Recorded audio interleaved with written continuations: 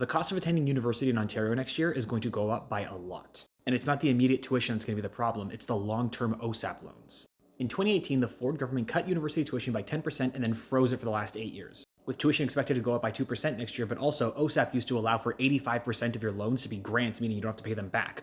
That is now being changed to a maximum of 25%, meaning that instead of having to pay back 15% of your OSAP loans, you now have to pay back 75%. This has led to Ontario being the lowest funded province in the country for university and colleges. As Alex Usher has noted, Ontario drags down the Canadian average by so much that we are the only province in the entire country below average funding.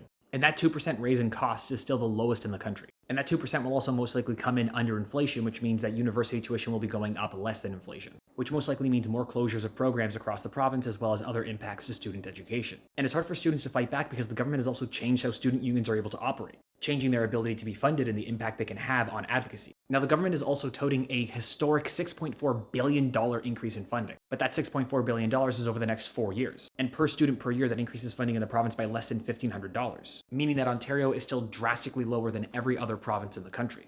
And full disclosure, I have been advocating for larger increases to tuition and university and college funding for the last 8 years. It sucks when costs go up, but in the past we had an OSAP model that allowed for many loans to be forgiven, especially for low-income students. With this new model, it's only becoming more expensive for low-income Canadians to get ahead. But how do you feel about all this? Leave your thoughts in the comments down below.